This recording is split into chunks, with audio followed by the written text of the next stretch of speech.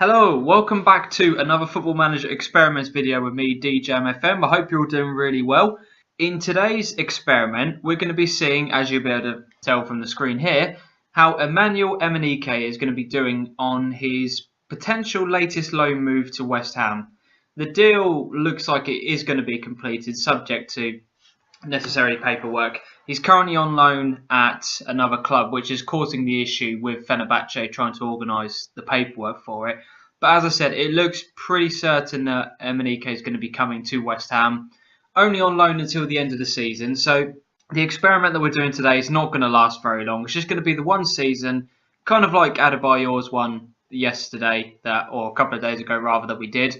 But as I said, Emenike has joined West Ham on loan for the entire season. Now, for those of you who don't know who Emenike is, he's been most made famous in the UK for his FIFA exploits.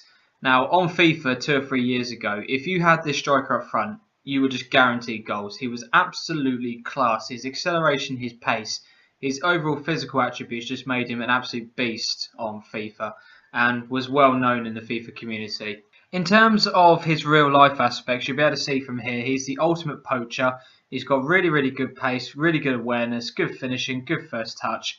And as I said, his physical attributes really make him stand out. In terms of his actual career, started off in South Africa, made a loan spell over to Turkey before making his first move, where he scored 14 goals in 23 games. He then went to Fenerbahce, didn't really do an awful lot, was then sold to Spartak Moscow and has done okay for them. Not set the world alight by any means, but 13 goals in 22 games in his first season. Then kind of petered out for 2 years before moving back to Fenerbahce, where he got 12 goals in 28 games. This season, as I said, he was loaned out initially and is still currently on loan at, I can't remember where exactly it is that he is on loan, but as I said, West Ham are now interested in him just purely because of the fact that he is a good striker. He is a really decent striker. Now for West Ham, the kind of players that he's going to be competing against, let's just have a look at some of their strikers. So he's got to compete with the likes of Jelavic. You would have to say probably get ahead of him. Andy Carroll is always injured, so no issues with getting ahead of him there. Really, his main competition is going to be Sacco. On this game, Sacco is a very good striker, so it will be interesting to see how they compare and how they do. Will Emenike get as many game times as much as he hoped? As I said, just because this is purely a loan spell, what we're going to do now is forward 1 year into the future, see how his season at West Ham got on, see how he progressed, if he did at all, and just see what the future will hold for Emenike. So I'll see you guys in a few seconds when we see how he has got on. Right, so here we go. We're back for part 2 of the Football Manager experiment with Emmanuel Emenike.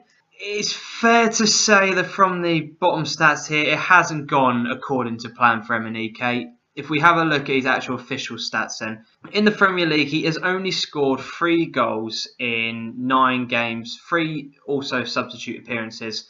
In terms of a non-competitive stage, where he's probably played a lot of his games for the under-21s, he's scored 16 goals in 18 games. The most important thing is that on an actual league front, the move hasn't really gone well for him.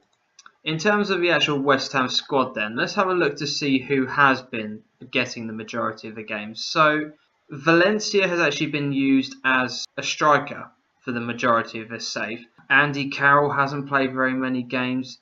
Diafra Sacco has played a lot of games from the bench, but hasn't actually contributed to quite a lot of the matches. So Emenike was never really given his chance, and as I said, 3 goals in 10 appearances is not really what I was expecting.